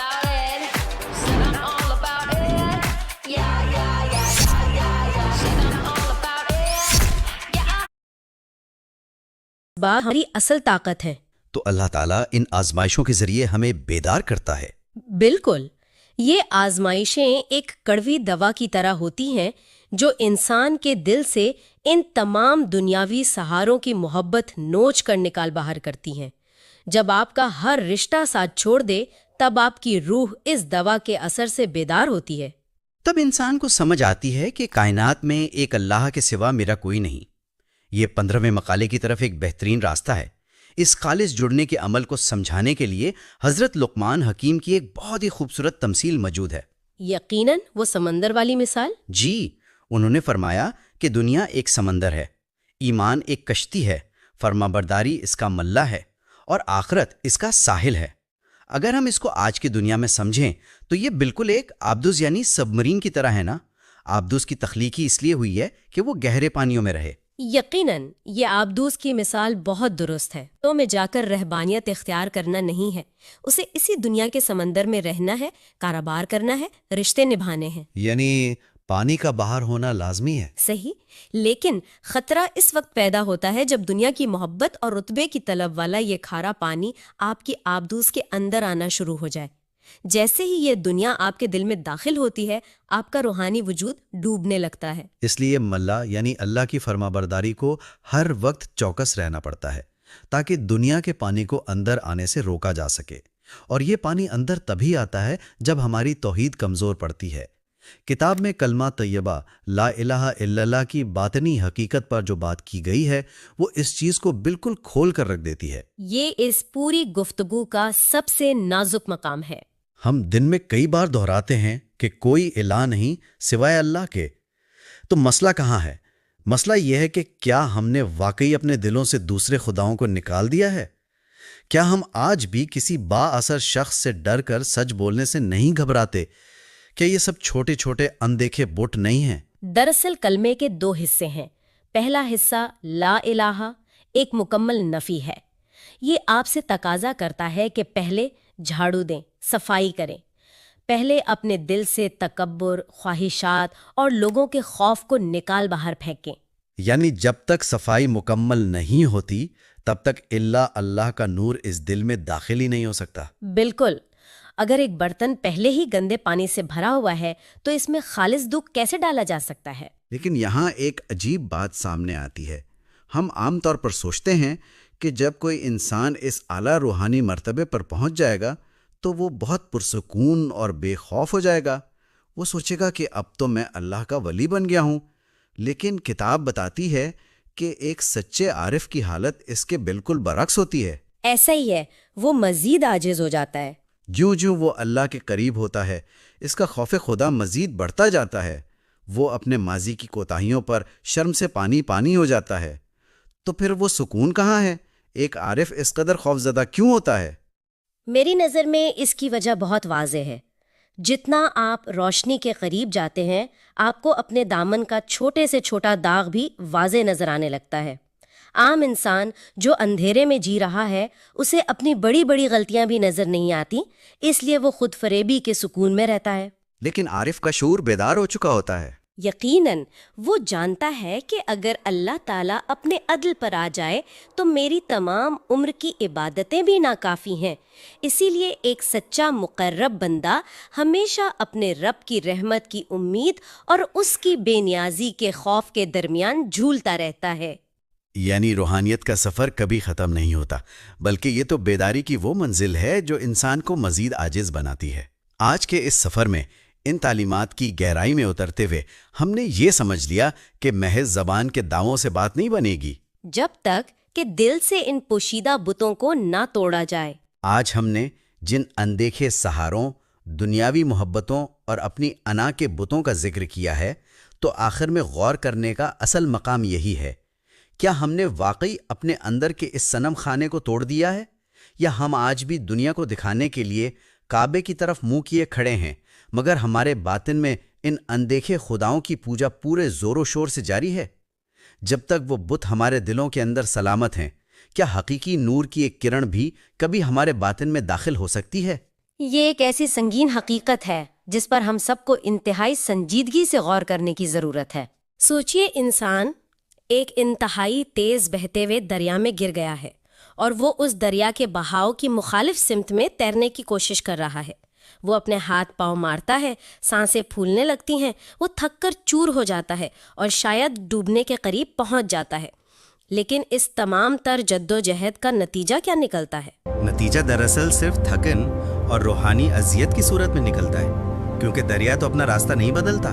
بالکل، دریا اپنی طاقت اور اپنی سمت پر قائم رہتا ہے، اور اگر ہم غور کریں تو ہم میں سے اکثر لوگ اپنی پوری زندگی بالکل اسی طرح گزار دیتے ہیں۔ ہم تقدیر کے دریا سے لڑتے رہتے ہیں، اپنی مرضی مسلط کرنے کی کوشش کرتے ہیں۔ یقیناً، اور اس لڑائی میں انسان اپنے باطن سے مکمل طور پر غافل ہو جاتا ہے۔ صحیح۔ آج کی ہماری یہ روحانی تحقیق اسی کشمکش کا حل تلاش کرنے کے بارے میں ہے۔ ہم اپنی گفتگو کا سلسلہ Nominees for the best actor are camera مجھ پر ہے، لگتا ہے میں ہی جیتوں گا۔ ایوارڈ ایکسپٹ کیسے کروں؟ تحقیق اسی کشمکش کا حل تلاش کرنے کے بارے میں ہے۔ ہم اپنی گفتگو کا سلسلہ وہیں سے جوڑ رہے ہیں جہاں ہم نے پچھلی مرتبہ چھوڑا تھا، یعنی حضرت شیخ عبد القادر جیلانی رحمۃ اللہ علیہ کی عظیم تصنیف الفتح الربانی کے اگلے حصوں کا مطالعہ۔ یہ سفر معلومات جمع کرنے کا نہیں ہے، بلکہ روح کی بیداری کا سفر ہے۔ آج ہم 16ویں سے لے کر 20ویں مقالے تک کی تحقیق کریں گے۔ اور اس سفر کی سب سے خاص بات یہ ہے کہ ہم کسی عام فلسفیانہ تحریر پر بات نہیں کر رہے ہیں۔ دیکھیے، حضرت شیخ عبد القادر جیلانی رحمۃ اللہ علیہ کے یہ مقالے صرف کتابوں میں محفوظ رکھنے کے لیے نہیں بیان کیے گئے، یہ دراصل ہماری روحانی اور باطنی بیماریوں کا علاج ہے۔ ایک قسم کی باطنی سرجری ہے یہ۔ بے شک ایک باطنی سرجری ہی ہے۔ جب ہم ان اسباق پر غور کرتے ہیں تو ہمیں یہ سمجھ آتا ہے کہ انسان کس طرح ظاہری دنیا کے فریب میں الجھ کر اپنے اندر کی آواز سننے سے قاصر ہو چکا ہے۔ ہم باہر کی دنیا کو روشن کرنے کے لیے تو ساری عمر محنت کرتے ہیں، لیکن باطن کے اندھیرے ویسے کے ویسے ہی رہتے ہیں۔ یقیناً ان مقالات میں یہی نصیحت ہے کہ تقدیر سے لڑنا جہالت ہے اور خالق کے فیصلوں کے ساتھ خود کو ہم آہنگ کر لینا ہی اصل حکمت ہے۔ اسی حکمت کو سمجھتے ہوئے ہم جب 16ویں مقالے کی طرف بڑھتے ہیں تو تقدیر اور دنیا کے مسئلے پر حضرت حسن البصری رحمۃ اللہ علیہ کا ایک انتہائی گہرا قول سامنے آتا ہے۔ وہ فرماتے ہیں کہ دنیا کو حقیر سمجھنے کے بعد ہی اس میں سے خوشبو آتی ہے۔ یہ قول روحانیت کا ایک عظیم راز ہے۔ میرا مطلب ہے، ظاہر تو یہ بات تھوڑی عجیب لگتی ہے کیونکہ عام انسان تو سمجھتا ہے کہ دنیا کی طلب میں ہی سارا مزہ ہے، لیکن یہاں اصولی بات یہ سکھائی جا رہی ہے کہ جب تک انسان دنیا کے پیچھے بھاگتا ہے یہ اسے اذیت اور عذاب ہی دیتی ہے۔ صحیح۔ اس بات کو اگر ہم نفسیاتی اور روحانی تناظر میں دیکھیں تو جب آپ کسی چیز کے محتاج ہوتے ہیں، جب آپ کے اندر اس کی شدید طلب ہوتی ہے تو وہ چیز آپ پر حکمرانی کرتی ہے۔ دنیا کا مسئلہ بھی یہی ہے، جب آپ دنیا کو اپنی منزل بنا لیتے ہیں تو اس کی فکر آپ کو قید کر لیتی ہے، اور اس قید سے نکلنے کا راستہ حضور نبی اکرم صلی اللہ علیہ وسلم کی ذات اقدس کی پیروی میں ہے۔ اس مقالے میں بیان ہوا ہے کہ آپ صلی اللہ علیہ وسلم دلوں اور اللہ تعالیٰ کے درمیان سفیر اور رہنما ہیں۔ یقیناً انسان کا دل جب دنیا کی طلب میں تاریک ہو جاتا ہے تو اسے منور کرنے کے لیے کسی نور کی ضرورت ہوتی ہے۔ قرآن اور سنت پر عمل کرنا دراصل اس نور کو اپنے باطن میں اتارنے کا راستہ ہے، اور جو شخص اس راستے پر چل پڑتا ہے اس کا سب سے پہلا عمل یہ ہوتا ہے کہ وہ تقدیر سے جھگڑنا چھوڑ دیتا ہے۔ جاہل انسان تقدیر سے جھگڑتا ہے جبکہ عالم اور عارف انسان اسے خوشی سے قبول کرتا ہے۔ لیکن تقدیر پر راضی ہونے کا یہ تصور ایک عام انسان کے لیے بہت مشکل ہو جاتا ہے، خصوصاً جب بات رزق کی ہو۔ جب ہم 17ویں مقالے پر آتے ہیں تو سب سے بڑی پریشانی کل کی فکر اور رزق کی تلاش بیان کی گئی ہے۔ یہاں ایک انتہائی دل ہلا دینے والی بات فرمائی گئی ہے کہ رزق انسان کو اس سے زیادہ شدت سے تلاش کرتا ہے جتنی شدت سے انسان رزق کو۔ یہ ایک ایسی حقیقت ہے جس پر ایمان لانا نفس کے لیے انتہائی دشوار ہوتا ہے۔ بے شک۔ اب اگر میں اس پر غور کروں تو ذہن میں سوال آتا ہے کہ اگر رزق پہلے سے طے ہے اور وہ مجھے ڈھونڈ ہی لے گا تو پھر انسان صبح اٹھ کر کھیت میں یا دکان پر کیوں جائے؟ کیا اس سفر میں انسان کو ہاتھ پر ہاتھ دھر کر بیٹھنے اور محنت چھوڑنے کا مشورہ دیا جا رہا ہے؟ یہ انتہائی اہم سوال ہیں۔ دیکھیے، یہاں سمجھنے والی بنیادی بات یہ ہے کہ شریعت محنت کرنے یا دنیا میں جائز اسباب اختیار کرنے سے ہرگز منع نہیں کرتی، بلکہ شریعت تو کاہلی کی سخت مخالفت کرتی ہے۔ یعنی محنت کرنا لازمی ہے؟ بالکل لازمی ہے۔ مسئلہ آپ کے ہاتھ اور آپ کی محنت کا نہیں ہے، اصل مسئلہ آپ کے دل کے بھروسے کا ہے۔ روحانیت یہ کہتی ہے کہ آپ کے ہاتھ میں اسباب ہوں، آپ محنت کریں، لیکن دل میں یہ مکمل یقین ہو کہ نتیجہ اور رزق ان اسباب سے نہیں آ رہا بلکہ خالق کی ذات عطا کر رہی ہے۔ محنت ایک ظاہری حکم ہے جس پر عمل کرنا ہے، لیکن توکل ایک باطنی کیفیت ہے۔ یقیناً، اور اسی کو سمجھانے کے لیے اس مقالے میں حضرت موسیٰ علیہ السلام کی زبان کی لکنت یعنی ان کے ہکلانے کا واقعہ بیان کیا گیا ہے۔ جی، میری سمجھ میں اس واقعے سے جو بات آئی ہے وہ یہ ہے کہ جب حضرت موسیٰ علیہ السلام کوہ طور پر اکیلے تھے، ان کا رابطہ صرف اللہ تعالیٰ سے تھا، تو ان کی زبان میں لکنت تھی اور انہیں اس بات سے کوئی پریشانی نہیں ہوئی۔ لیکن جب اللہ تعالیٰ نے انہیں مخلوق کی طرف بھیجا، فرعون کے سامنے دعوت کا کام سونپا، تب ان کی زبان کی گرہ کھول دی گئیں تاکہ لوگ ان کی بات سمجھ سکیں۔ یہ واقعہ So if you're a business owner, then Porter is your one-stop solution for goods delivery. اگر چھوٹا سامان ہے تو 2-wheeler آپشن ہے ان کے پاس۔ کام سونپا، تب ان کی زبان کی گرہ کھول دی گئیں تاکہ لوگ ان کی بات سمجھ سکیں۔ یہ واقعہ ہمیں ہمارے آج اور کل کی فکر کے حوالے سے کیا سبق دیتا ہے؟ یہ واقعہ اسباب اور توکل کے درمیان توازن کو سمجھنے کی ایک عظیم مثال ہے۔ دیکھیں، جب وہ اکیلے تھے تو انہیں کسی ظاہری اسباب یا انتہائی فصاحت والی زبان کی ضرورت نہیں تھی، کیونکہ اللہ تعالیٰ تو دلوں کی بھاشا اور نیت کو جانتا ہے۔ لیکن جب انہیں مخلوق کے سامنے بھیجا گیا جہاں ظاہری اسباب کی ضرورت تھی، تو اللہ نے فوراً وہ صلاحیت عطا کر دی۔ یعنی اسباب ٹھیک اسی وقت عطا کیے جاتے ہیں جب ان کی واقعی ضرورت ہوتی ہے؟ بالکل درست۔ اور ہماری غلطی یہ ہے کہ ہمیں ضرورت کل ہوتی ہے اور ہم آج ہی اس فکر میں اپنا سکون برباد کر دیتے ہیں۔ انسان کو اسباب کی فکر میں نہیں بلکہ اپنے اخلاص پر توجہ کرنی چاہیے۔ اخلاص ایک کچی دھات کی طرح ہے جسے آخرت کی آگ میں پرکھا جائے گا تاکہ خرا اور کھوٹا الگ ہو سکے۔ اخلاص کا ذکر آیا ہے تو اس تحقیق میں 2 کلامی اصطلاحات کا بھی حوالہ دیا گیا ہے۔ بتایا گیا ہے کہ انسان کو تشبیہ اور تعطیل سے بچنا چاہیے اور خدا کی صحیح معرفت حاصل کرنی چاہیے۔ ایک عام شخص کے لیے ان روحانی اصطلاحات کا آسان مفہوم کیا ہوگا؟ آسان الفاظ میں تشبیہ کا مطلب ہے اللہ تعالیٰ کی صفات کو مخلوق جیسا سمجھنا۔ مثال کے طور پر یہ سوچنا کہ جیسے دنیا کے عمرہ یا طاقتور لوگ غصے میں آ کر انسان کا رزق بند کر دیتے ہیں، شاید خدا کا نظام بھی ایسا ہی ہے۔ یہ سوچ انسان کو شرک کی طرف لے جاتی ہے۔ اور تعطیل کا کیا مفہوم ہے؟ تعطیل اس کے بالکل برعکس ہے، یعنی اللہ کی صفات کا مکمل انکار کر دینا۔ یہ سمجھ لینا کہ اس کائنات میں خدا کا کوئی فعال کردار نہیں ہے اور سب کچھ بس ظاہری اسباب کے تحت خود بخود چل رہا ہے۔ صحیح معرفت اور اخلاص ان دونوں انتہاؤں کے درمیان ہیں۔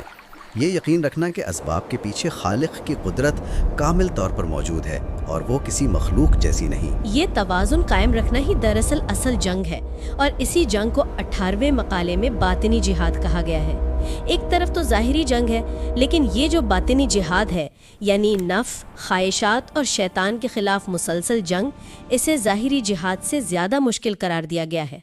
اس میدان سے تو ہم فرار بھی اختیار نہیں کر سکتے، کیونکہ یہ تو ہمارے باطن میں لڑی جا رہی ہے۔ یقیناً یہ جنگ ہر لمحے جاری ہے۔ اور اس باطنی جنگ کو سمجھانے کے لیے حضرت شیخ عبد القادر جیلانی رحمۃ اللہ علیہ نے ایک ایسی تمثیل بیان کی ہے جو اگر غور کیا جائے تو انسان کی روح کو کمپا دیتی ہے۔ انہوں نے نفس کو ایک جنگلی کتے سے تشبیہ دی ہے۔ بے شک یہ تمثیل ہماری نفسیات کی حقیقت کو بالکل بے نقاب کر دیتی ہے۔ انہوں نے فرمایا کہ اپنے نفس کو موٹا اور فربا مت کرو، یہ اس جنگلی کتے کی مانند ہے جسے آپ پالتے ہیں، جسے ہم روزانہ لذتوں کی خوراک دیتے ہیں۔ بالکل، انسان اس کی ہر خواہش پوری کرتا ہے یہ سوچ کر کے شاید ہی فرما بردار رہے گا، لیکن یہ فطرتاً جنگلی ہے۔ جب آپ مخلوق کی بھیڑ میں ہوتے ہیں، لوگوں کے سامنے ہوتے ہیں، تو سماج کا ڈر اور عزت کا خوف آپ کو گناہ سے بچا لیتا ہے، لیکن جیسے ہی آپ اکیلے ہوتے ہیں، بند کمرے کی تنہائی میں، جی، जहां कोई आपको देखने वाला नहीं होता, वहां ये मोटा ताज़ा जंगली कुत्ता अपने मालिक पर ही हमला कर देता है। यानी एक फर्मा नफ्स तन्हाई में इंसान को पकार कर नाफरमानी की तरफ घसीट लेता है। ये एक ऐसी मिसाल है जिसे हम आज के इस पुरअशोभ दौर में रोजाना अपने इर्द गिर्द देखते हैं। जब इंसान अकेले में होता है और दुनिया की नज़रों से ओझल होता है, वहाँ कोई ज़ाहिरी दिखावा काम नहीं आता। वहाँ सिर्फ इस बात का इम्तिहान होता है कि उसने अपने इस जंगली कुत्ते को कितना बड़ा किया है। अगर नफ्स फरबा है तो वो हावी हो जाएगा। तो इस खतरनाक आफात का इलाज क्या बताया गया है इस मकाले में? इलाज ये बताया गया है कि नफ्स को सिर्फ उतना ही हक दें जितनी उसकी जिंदा रहने की ज़रूरत है। खुराक, लिबास और बुनियादी ज़रूरियात ज़रूर पूरी करें, लेकिन उसकी पुरतयाशिश ख्वाहिशात के आगे बंद बांध दें। यहाँ हज़रत हसन अल बसरी रहमतुल्लाह अलैह का एक और अजीम कौल हमारी रहनुमाई करता है। मोमिन और बकरी वाली मिसाल कि खजूर और पानी।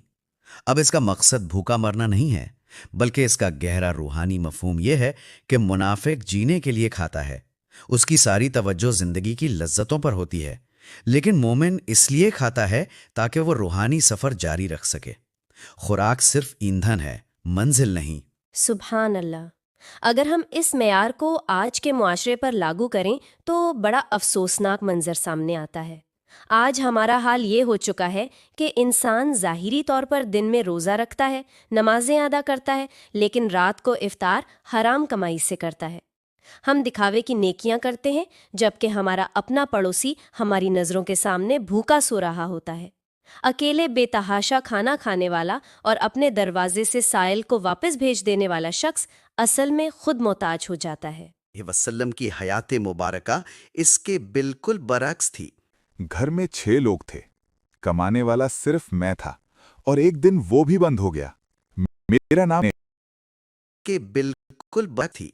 आप सल्लल्लाहु अलैहि वसल्लम दोनों जहानों के सरदार होने के बावजूद अपने हाथ से साइल को अता फरमाते थे और इंतहाई आजिज़ी के साथ अपने कपड़े खुद सीते थे।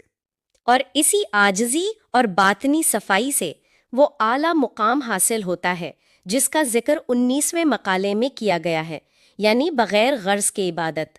हमारी इबादत तो आम तौर पर या तो जन्नत की तलब में होती है या दोज़ख के डर से, लेकिन यहाँ फरमाया गया है कि अल्लाह ताला इस बात का हकदार है कि उससे डरा जाए और उम्मीद रखी जाए, चाहे उसने जन्नत और दोज़ख पैदा ना भी की होती।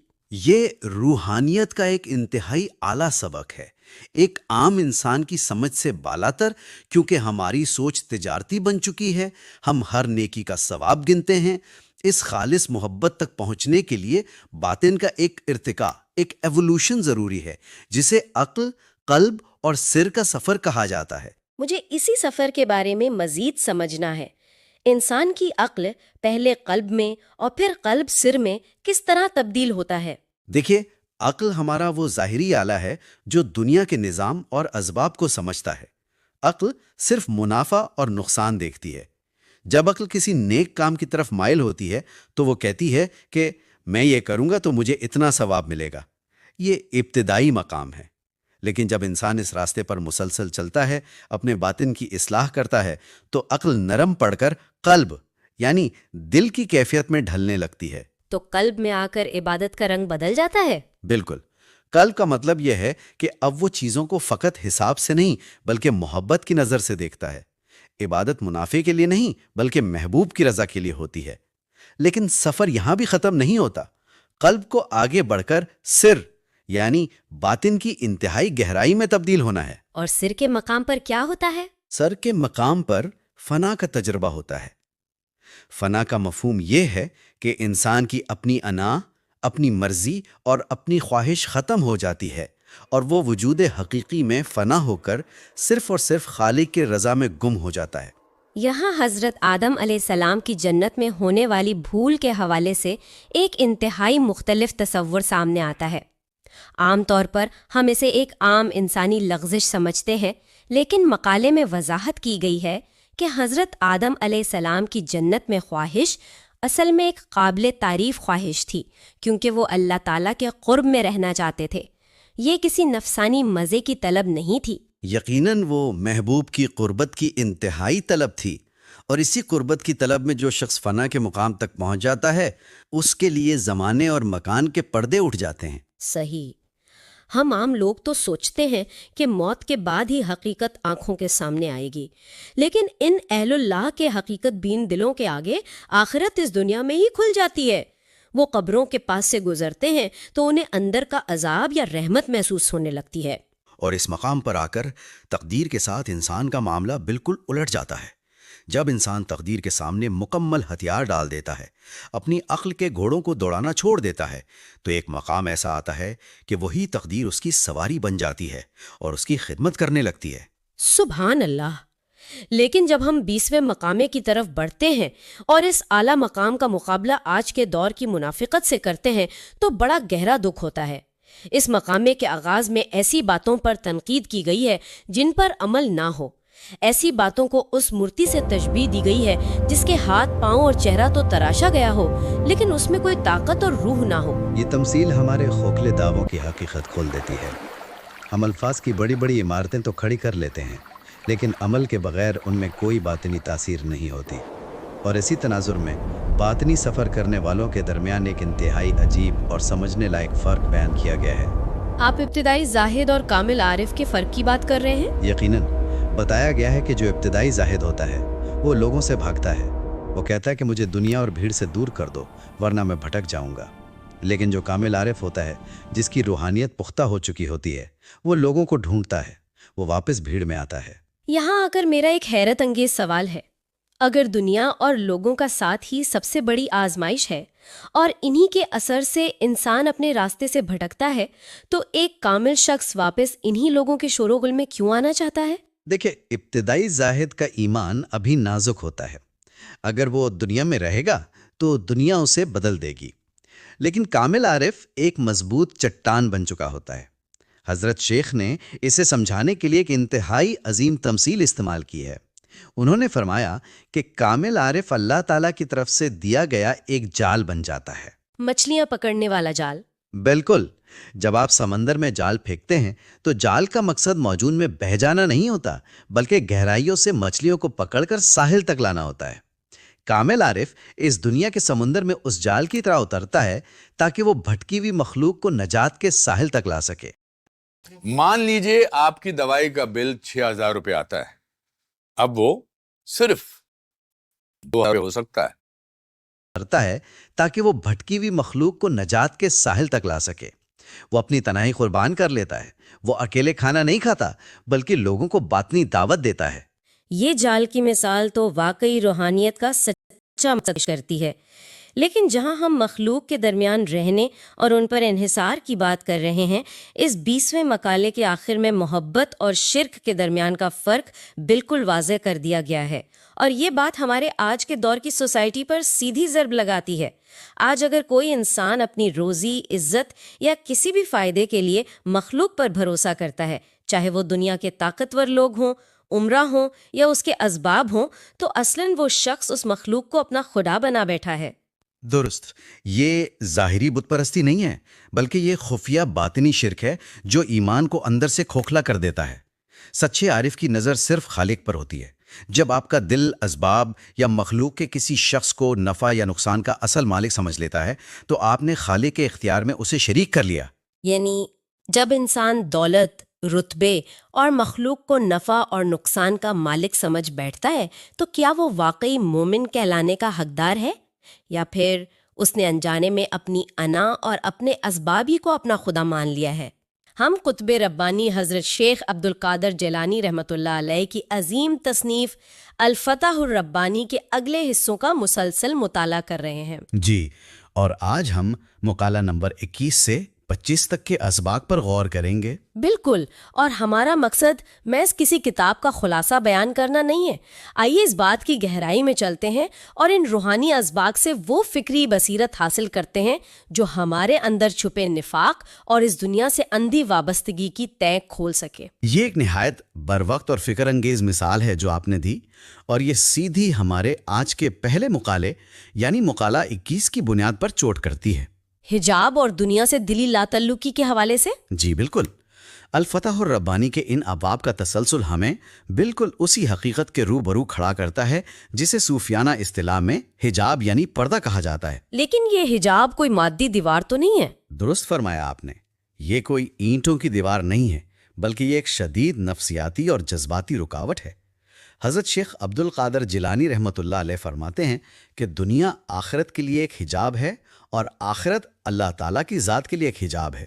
یعنی انسان جس بھی چیز کے ساتھ جس مادی شے کے ساتھ جذباتی طور پر حد سے زیادہ جڑ جاتا ہے، وہ اس کے اور خالق کے درمیان ایک دبیز دیوار بن جاتی ہے۔ بے شک، اور یہاں وہ ایک بہت ہی کمال کی نفسیاتی اور روحانی تمثیل استعمال کرتے ہیں۔ وہ فرماتے ہیں کہ انسان کو دنیا میں رہتے ہوئے اپنے دل کو اس طرح مخلوق اور مادی خواہشات سے الگ رکھنا چاہیے جیسے گندھے ہوئے آٹے یا دہی میں سے بال نکالا جاتا ہے۔ سبحان اللہ، گندے ہوئے آٹے سے بال نکالنا۔ جی، آپ غور کریں، اس عمل میں نہ تو آٹے کو کوئی نقصان پہنچتا ہے اور نہ ہی بال ٹوٹتا ہے۔ یعنی دنیا کے تمام معاملات کو بخوبی نبھانا ہے، لیکن دل کو اس کی گرفت سے مکمل طور پر آزاد رکھنا ہے۔ بالکل، دنیا میں رہنا ہے مگر دنیا کو دل میں نہیں رکھنا۔ کرتے ہوئے جی ضرور، پوچھئے۔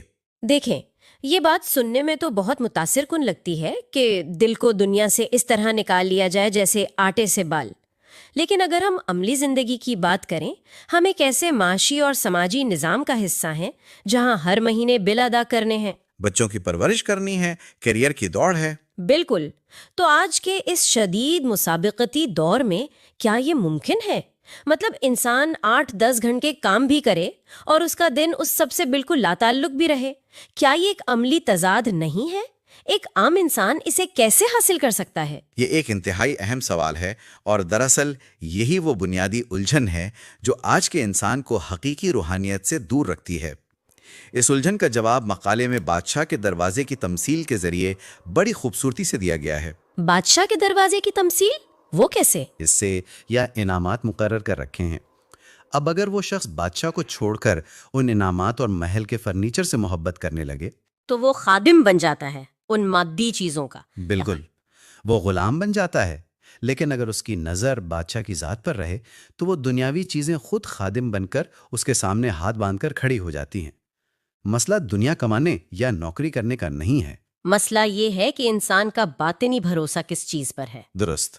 ایک سچا انسان دنیا کے اسباب کو استعمال کرتا ہے، وہ محنت بھی کرتا ہے، لیکن وہ ان اسباب کا غلام نہیں بنتا۔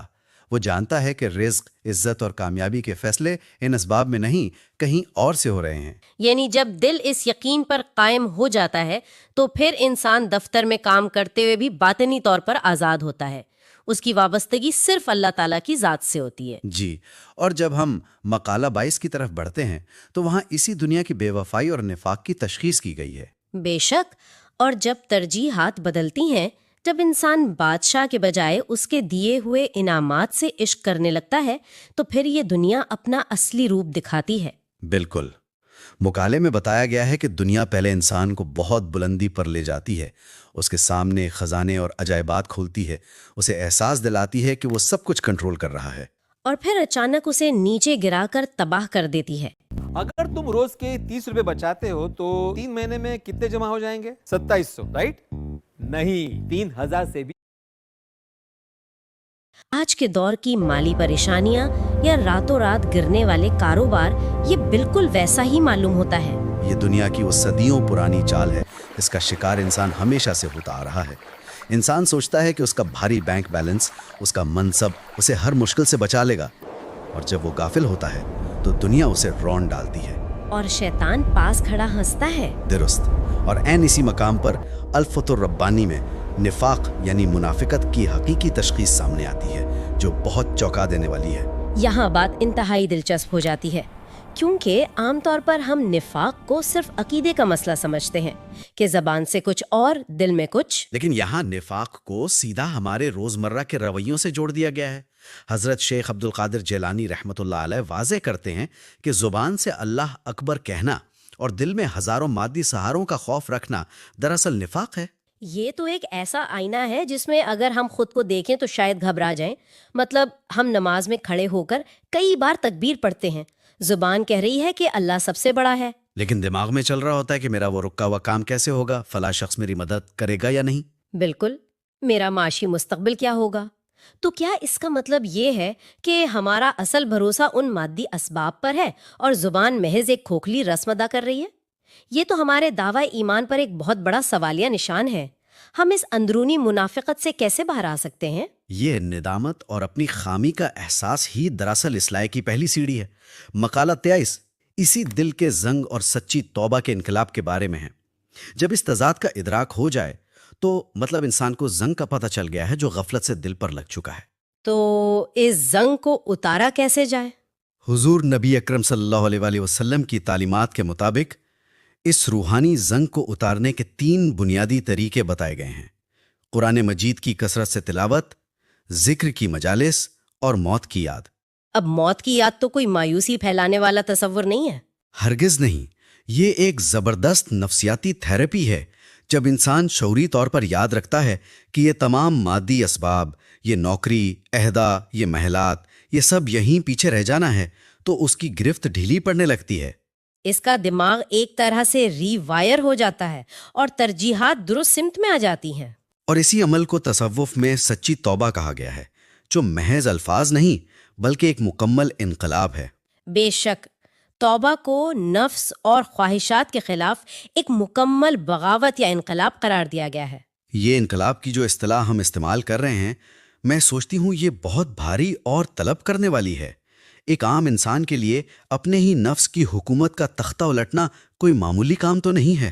جی واقعی، نفس تو ہمیشہ راحت اور لالچ کی طرف کھینچتا ہے، تو یہ بغاوت کیسے برپا کی جائے؟ ایک شخص جو صبح سے شام تک اس دنیاوی دوڑ کا حصہ ہے، وہ اپنے اندر یہ مکمل تبدیلی کیسے لائے؟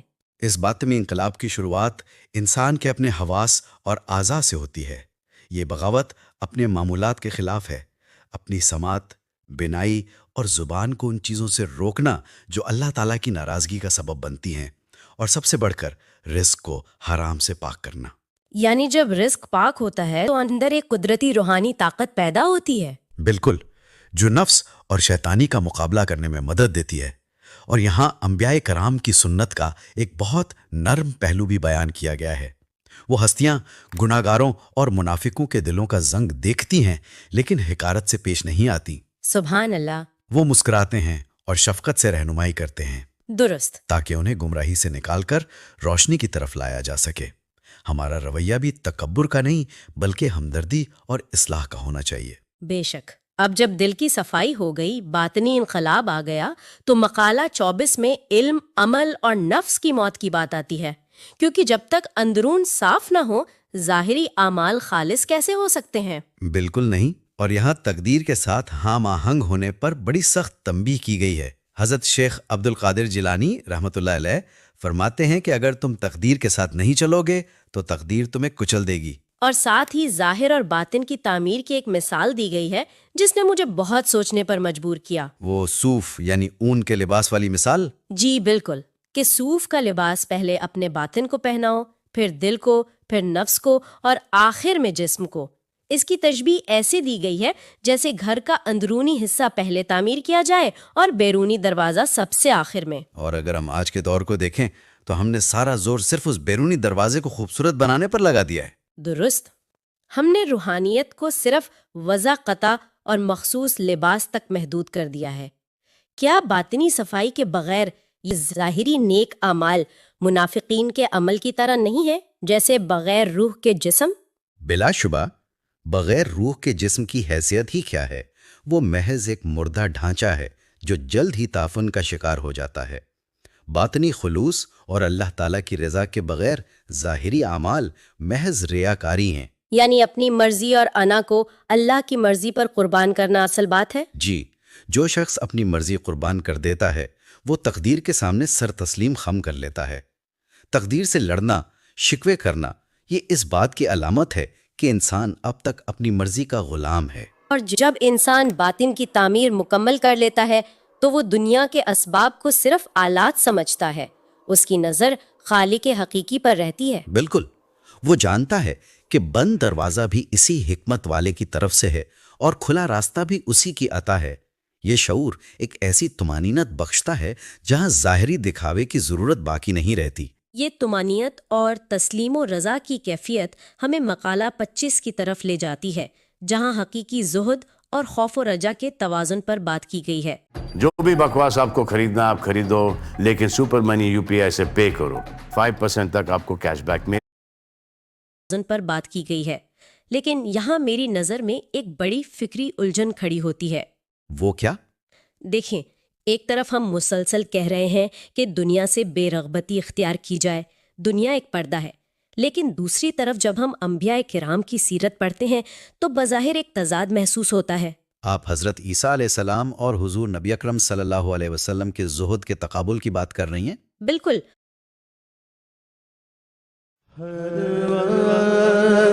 تصور